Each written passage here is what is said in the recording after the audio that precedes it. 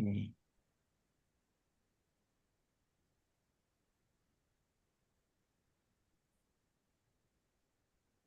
Simon, are you in Aberdeen now? Ajahn, yes, I am. I am. Well, I find I'll have a new job, so I'm Ah, working away more midweek, but I'm in Aberdeen at the minute. So yes, this evening. okay, good. Hmm.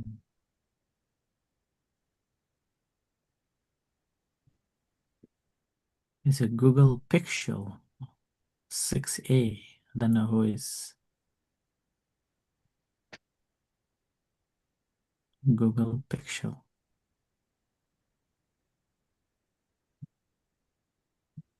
It's okay if you don't want to show your face, that's fine, but it's preferably nice to see faces, especially while meditating. It's good to see faces.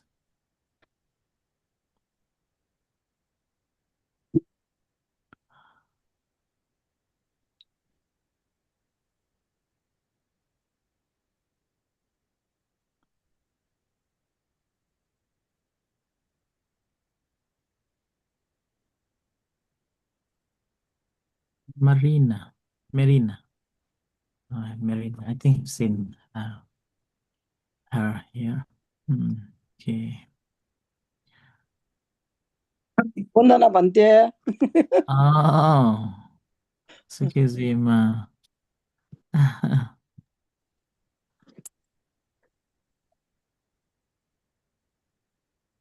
Right, okay. I think in 1 minute time we'll start. Bante is also here. As we all know that today is our sixth session, another two left. So not that long, only 2 weeks left.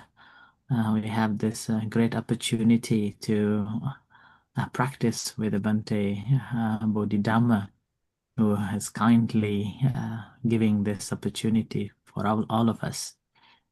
Um, so Bante is also here. So let's everybody pay respect to Bante. Yeah. Mhm.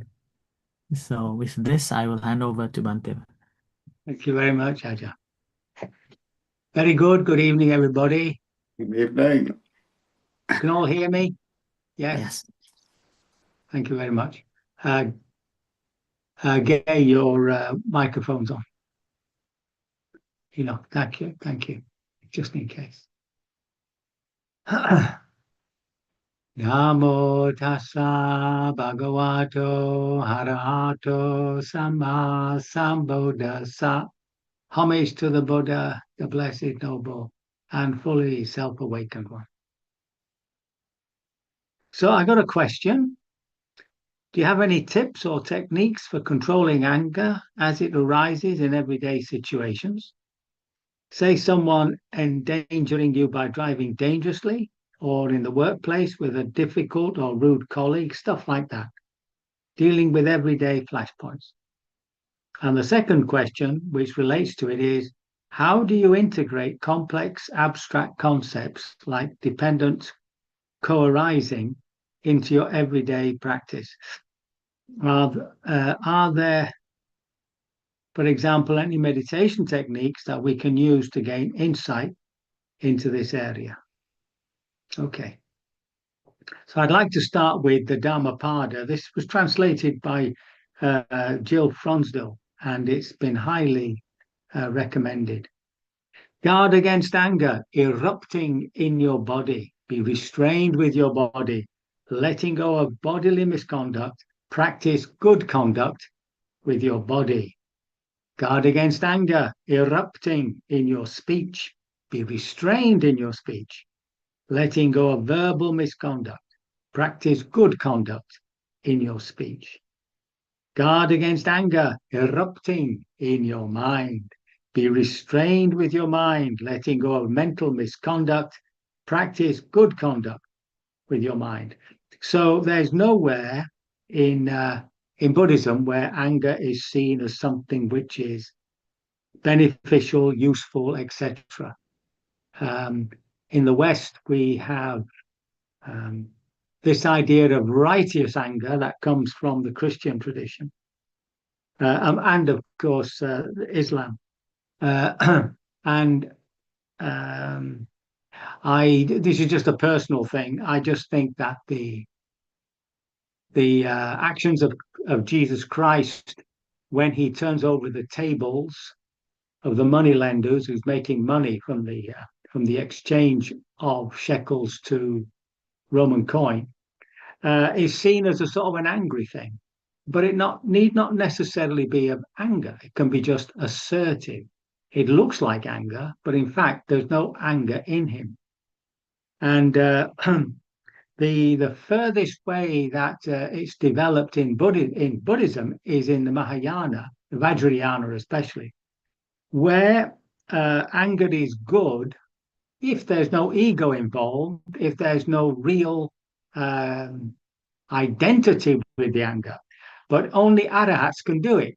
So that's no good for us, is it? So basically, anger is something to be not avoided. You can't push the stuff away, but definitely not indulged. That's the distinction. So now, this anger, remember, comes from one of the three poisons, hatred.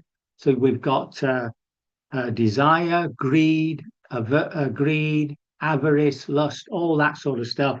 And then we've got hate, aversion, disappointment, depression, all that on the other side. And this all roots down, remember, into this moha, which translates as delusion. And it's the delusion concerning ourselves. And I might have mentioned this last week. I noticed that Ajahn Sujato in Sutta Central, which is highly recommended website, now translates it as identity. And that's really getting down to the root of the problem, identity. So it asks, the second part of the question is concerned with dependent origination.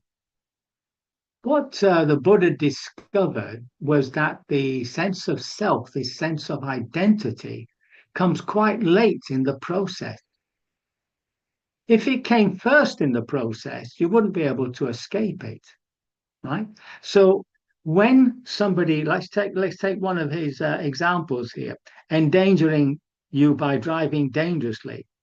Now, just recently, I was making my way to the centre. I've moved to a little bungalow here in Shrewsbury just the other day, and I'm just getting used to it. And I have to keep going back to the centre because there's nobody there just to check things out.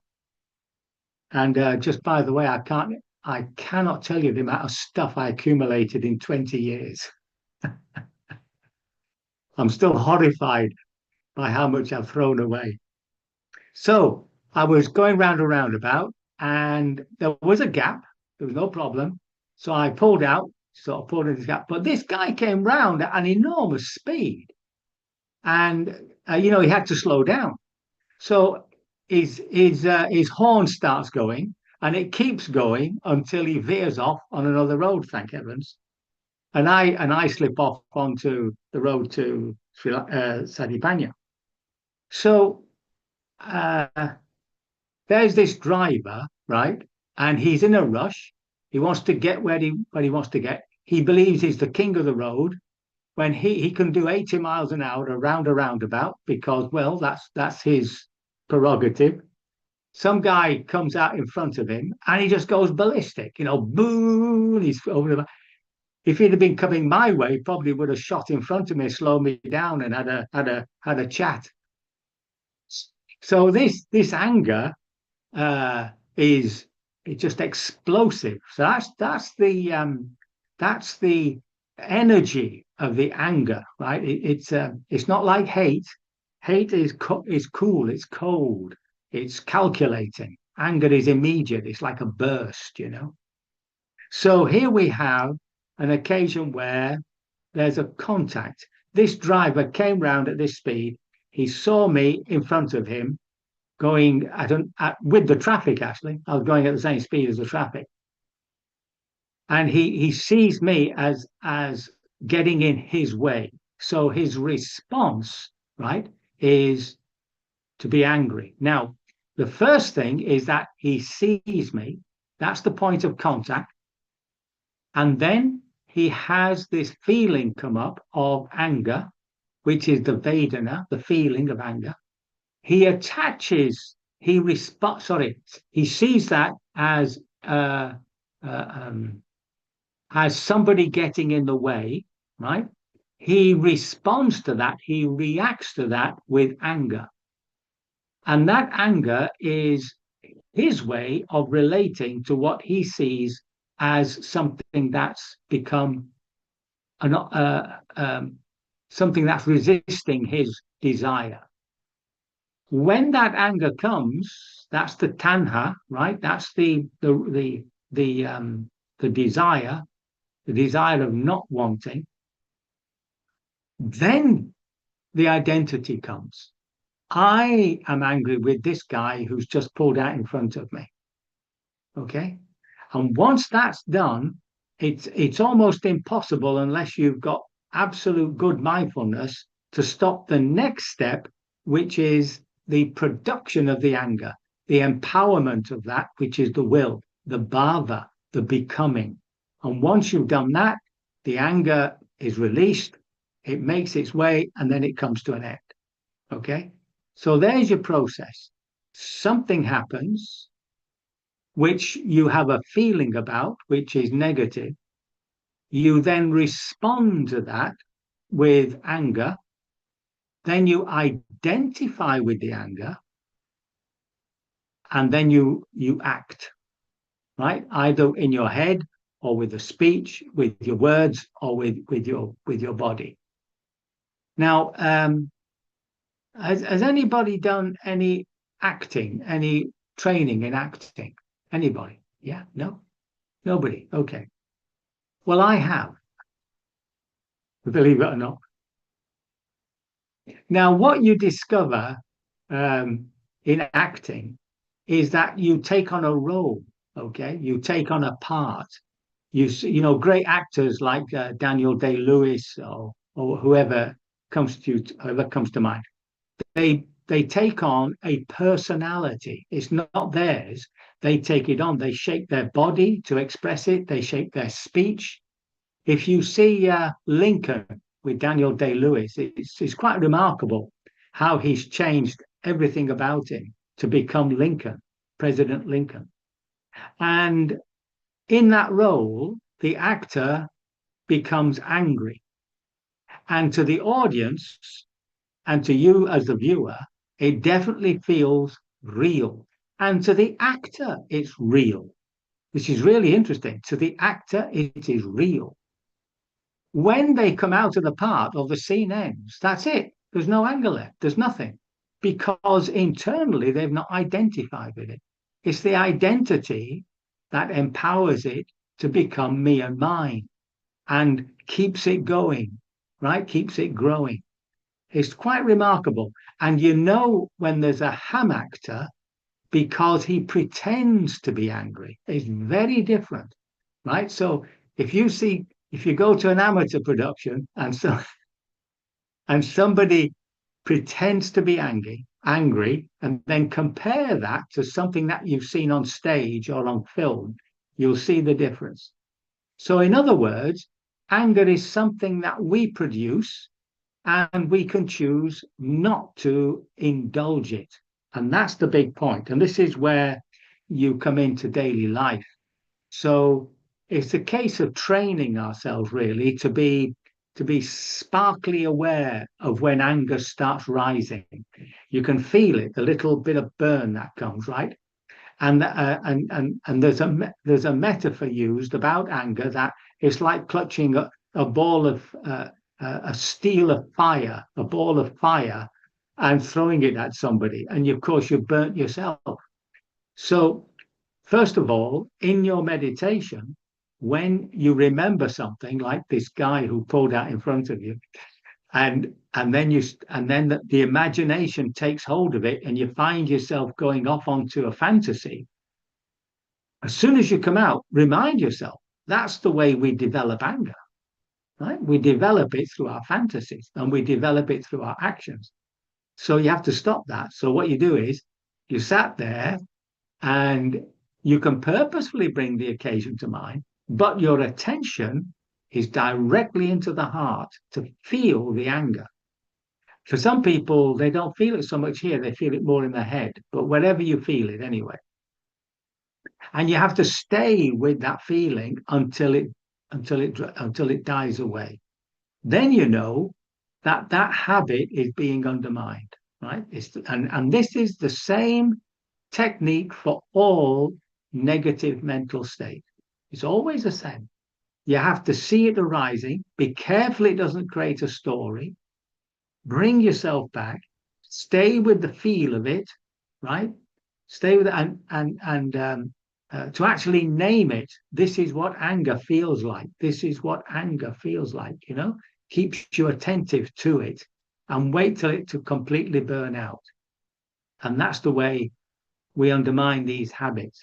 So now in daily life, you've got to be really quick because somebody's standing in front of you and they might say something which upsets you a bit. And if you don't watch it, you're there with it, you know. So you've got to catch that first little movement of anger and just be aware of it, and you'll see that it doesn't grow. But your attention is towards the person who's upsetting you, right? And the thing is to listen to what they're saying. That's the trick, you see.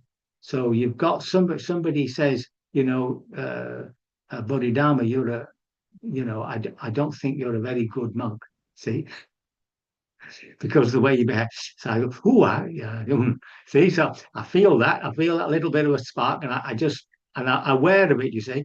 And then my attention turns to the person, and I say, what? Why do you say that? You see, why do you say that? So I'm trying to understand the situation from their point of view, and usually that allows them to get rid of whatever it is that they don't like about you, or something that you did that's upset them.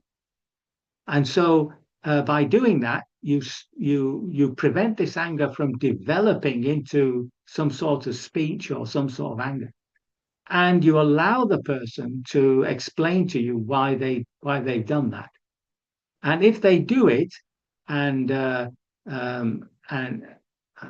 if they have said something which has hurt you, there's no problem with saying, what you've just said there was quite hurtful.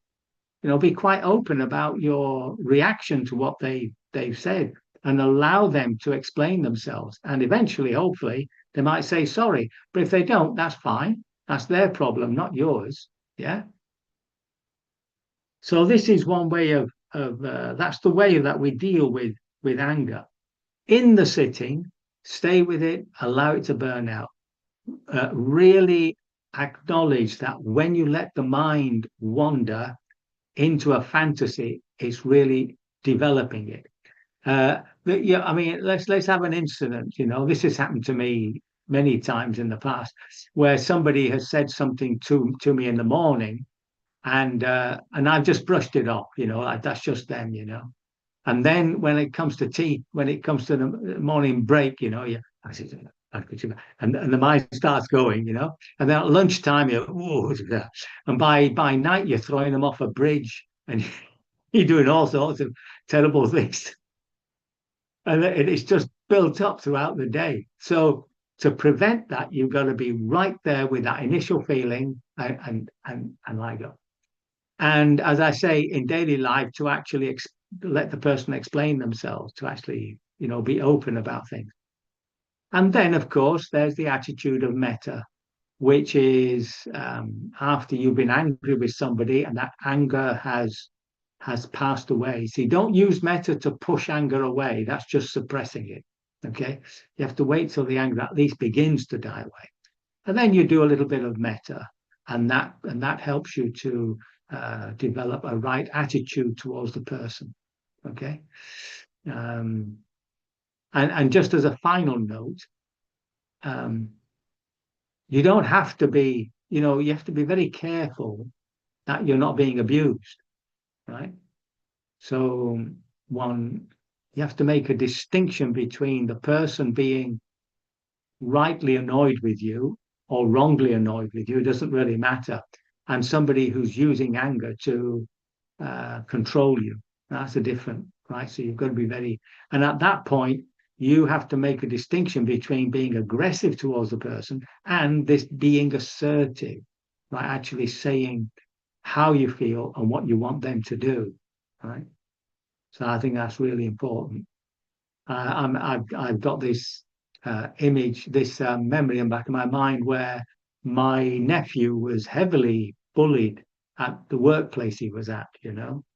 He's only, he just finished his studies and whatnot, and he takes up this job, and this guy just bullied him, and he basically left after a year.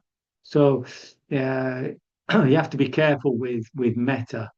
It's the attitude is one of kindness and generosity towards people, but definitely where the boundary is between just an ordinary sort of angry thing and when person is using anger to manipulate. So that's it really.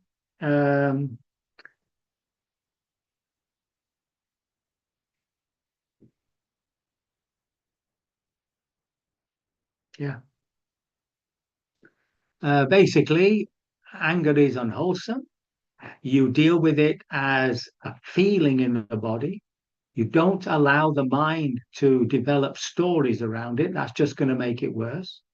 You patiently bear with it, let it pass, and then offer some metta. And if it's a person in daily life, like he's pointed out things like a rude colleague, stuff like that, a difficult colleague, or everyday flashpoints, stay, feel the anger there, let it be there, and then put your attention onto the other person, put your attention onto the situation, right? And just as a little aside, when something goes wrong and somebody's looking to blame somebody, try to shift the argument away from blame to how did it happen? And it's usually something that can be amended quite simply, right? So it depends on your workplace. Sometimes you get into very sort of blaming places. But it's basically moving away from blame to how did something happen and then to put it right. It's simple as that. I'll say simple, but very good. So I can only hope my words have been of some assistance and that you can deal with all sorts of unruly and unhappy times in the most skillful way and become fully liberated from all anger sooner rather than later.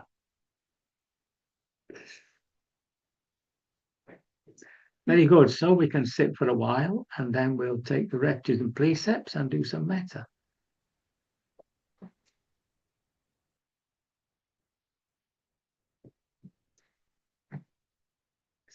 Okay.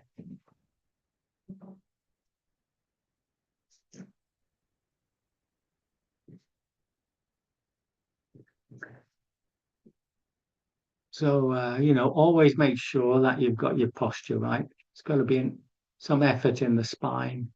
Even if you sit on a chair, to have something like me, I've got a bad back, so I've got something here on the chair which just keeps my back straight and then just lifting up. Okay. And then place the attention on the breath for a while, wherever you feel it. And then at some point, just open up and whatever draws your attention within the field of awareness, that's what you have to feel, investigate, and understand. Okay.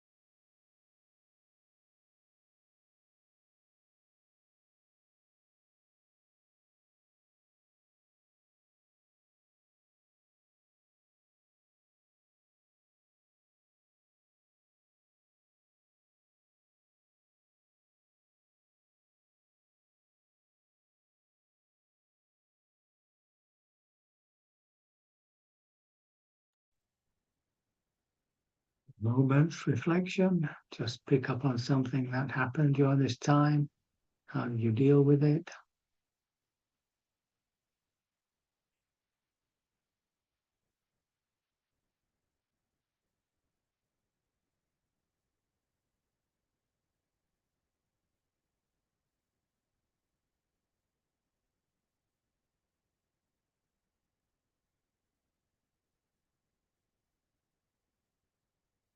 Perhaps you can form a resolution around that for a future sitting.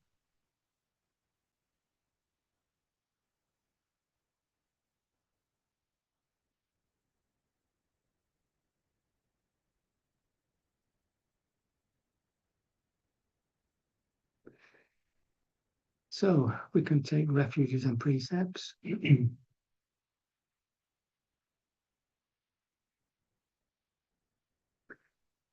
Bodhang pujami.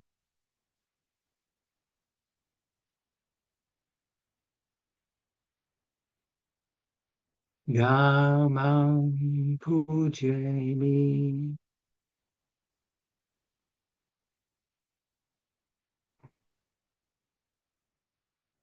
Sangham pujami.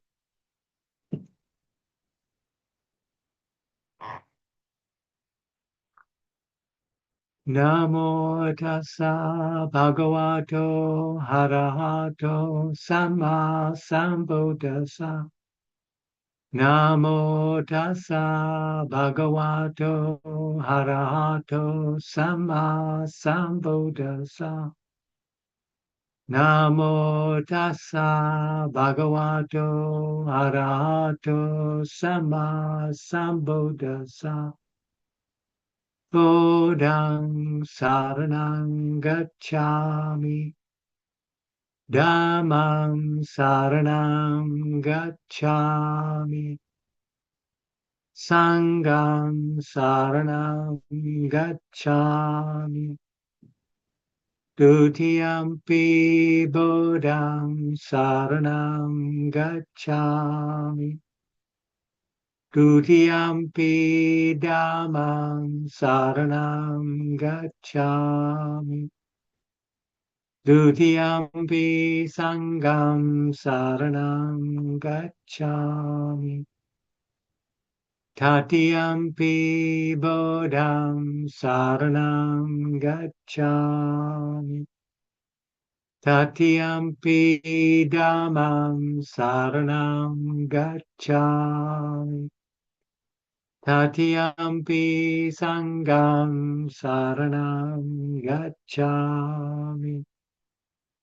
Panati pata veramani sikapadan samadhiyami. Adinadana veramani sikapadam samadhiyami. Kame sumichachara veramani sikapadam samadhiyami. Musawada veramani sikapadam samadhiyami. Sura Maria Majja Pamadatana Veramani Sikapadam Samadhiyami. Tisaranena Saha Pancha Silam Sadhukam Katva Appamadena Tampadeta. Having taken refuges and precepts, quoting the final words of the Buddha, strive diligently for your liberation. So we can practice some metta. If you want to use these phrases, may you be safe, well, and happy. May you live contented in harmony with the world. Remember, you can always make up your own. And it's good to bring to mind someone who naturally warms the heart, or even a pet, something like that. So that when you bring them to mind, they warm up the heart. And you can use it as a little touchstone to go back to. So bringing to mind someone who warms the heart.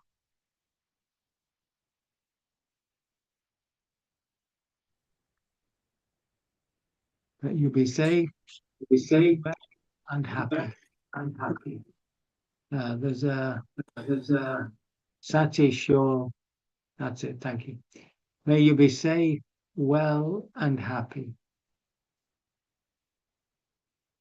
May you live contented in harmony with the world.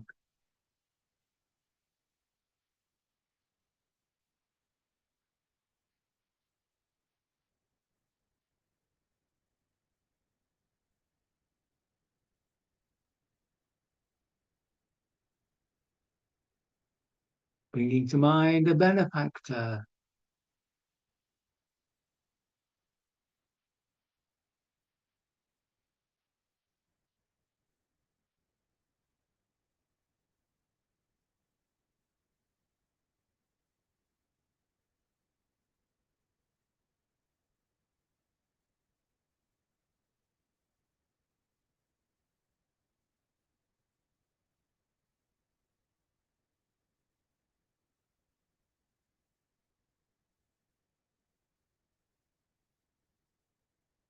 Those who are near and dear to us.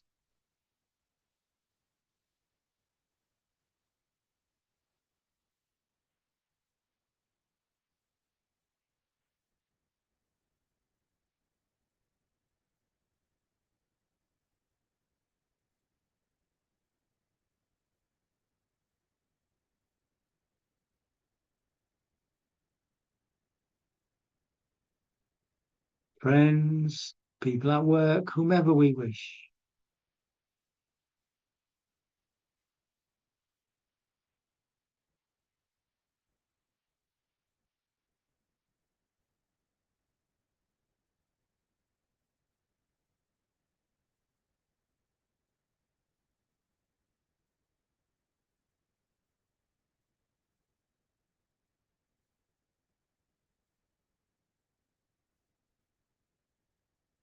Bringing to mind a neutral person, someone we see but don't know.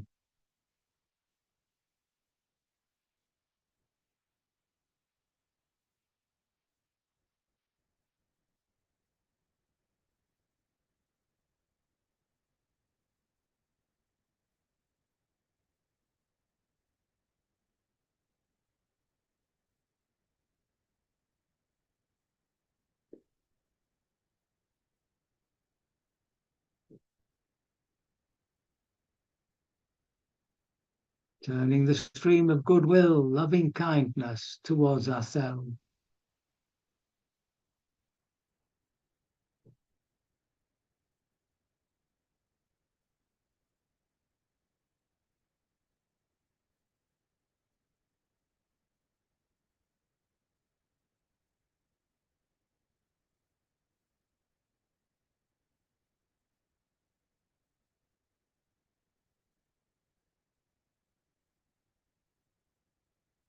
Into the heart of goodwill, someone we may be having difficulties with.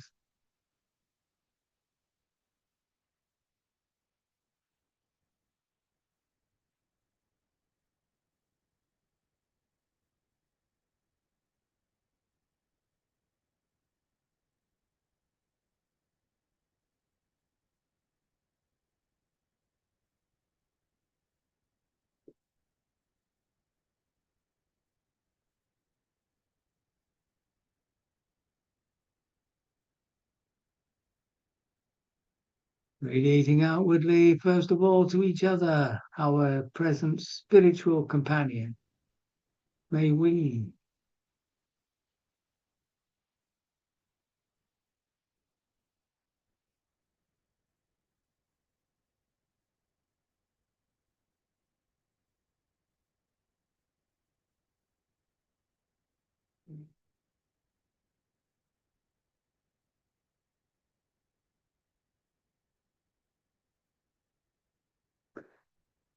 radiating outwardly to our neighbors and neighborhood.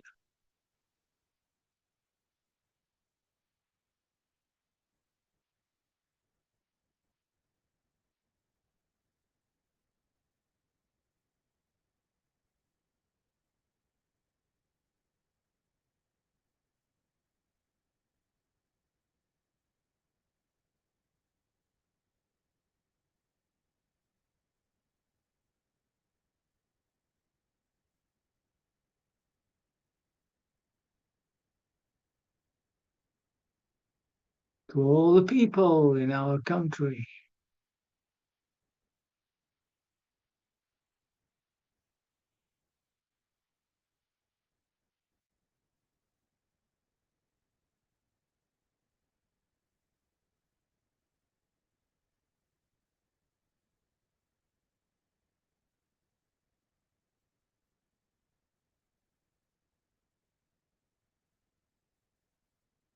to all the peoples of Europe,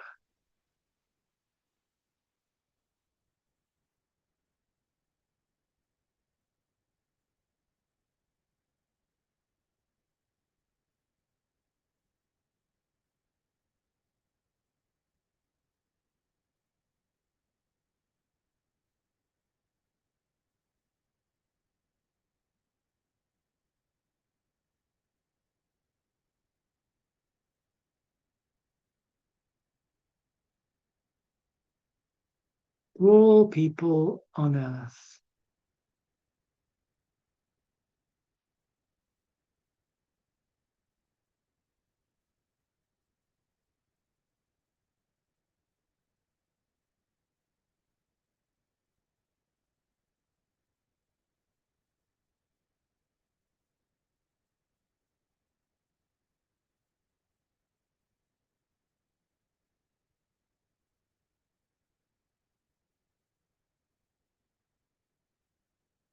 And finally, to all beings in all directions.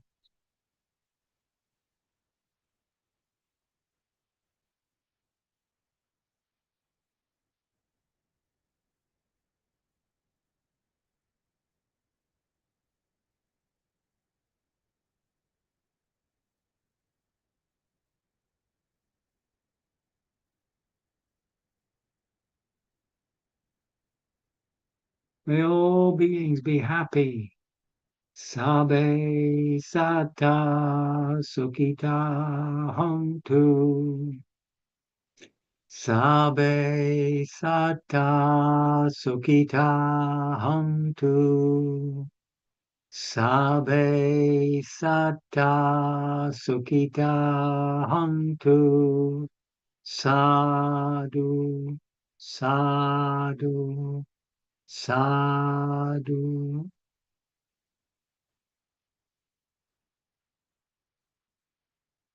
Very good. So please send me all questions. Everything will be revealed next week. Thank you very much, Bhante, for your wonderful note again. Let's everybody pay respect to Bhante again. Sadhu, thank you. Thank you very much.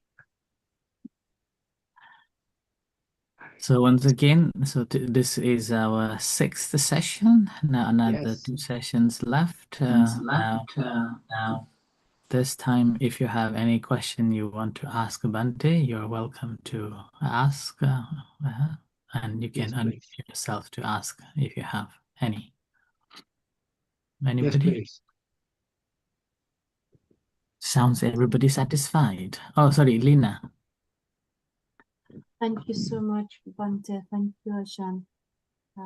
Bhante, I work in psychotherapy with people with anger sometimes, and it was very interesting for me to hear your view on how to deal with anger. What would you say about so-called psychosomatic symptoms of anger when we feel it deeply in the body and sitting with it and letting it burn out might be physically difficult? Is there any exercise like what I do with my anger? I breathe it out when I have spontaneous anger arising, and it's very hurting. It's hurting badly physically. I can feel it in the body. I am exhaling it out physically. Can you say anything about this, please? Yeah. And any way that you feel releases the energy, but you've got to be careful that you don't fall into a fantasy. So, for instance,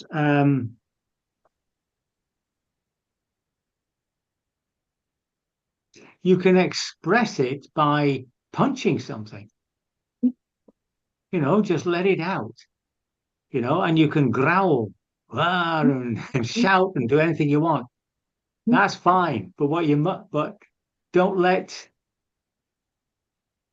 if for instance, you've got a punch bag and you sort of let it out, but actually what you're visualizing in your mind is the person you hate, and they're the punch bag, and that's not going to do you much good. But if you stay, as you say, with the feeling, the anger, the energy, and really beat the hell out of this punch bag, then that helps you to release that energy, and you're not developing it. Mm-hmm. Yes, because thank you. Because I heard there is a connection between, for example, an illness like cancer and strong emotions that are not released, like anger, for example. They can burn us inside and develop into a physical illness, I heard. Oh, without any doubt. Without any doubt. It's not just anger, anything, any mental turbulence which does not find its way out as an emotion or something like that gets bedded into the body and begins to mess up all the cells and everything. And you get indigestion, you get headaches, you get pain in the neck, all sorts of things. Thank you so much. Thank you. Yeah. It's very helpful. Thank you. Yeah, very good. There was, yeah, sorry, David. Thank you, Bhante. Sometimes I've heard the expression, sometimes people who you have a difficult relationship, or they have a different relationship with you, and it's long lasting, and it sucks your energy so much that it hurts in the same way inside, as though it's an illness. It sits there, but because we feel obligation to such a person, we can't let go. And yet I remember some of the teaching is associate with right people, and that implies just letting go of that relationship eventually. Would you say something about that? Is that right action in some circumstances? Oh, I would say so, definitely. I mean, if like we mentioned, I was mentioning about anger being used to oppress you, to dominate you, to control you. It's best, yeah. I mean, if the person won't change their ways, it's best to get away. Why not? What do you want to hang around with them for? There's no, I mean, even though you may be part of the problem, of course. Well, if that's true, in which case, hopefully you see that and you do change. And if you do change, they will change because they're reacting off you, you know. But one has to safeguard oneself. Mm-hmm. Definitely. Yeah. Thank you. Yeah. Wonderful. Thank you very much. Yeah. Thank you, Bhante. So thank you everyone for tonight, and Yes. we'll see you next week. So you all have a good night. So thank you, Bhante, Yes. and good night, Thank you. everyone. Thank you, Bhante. Thank you. Good night, everyone. Toodaloo. Thank you, Bhante. Thank you.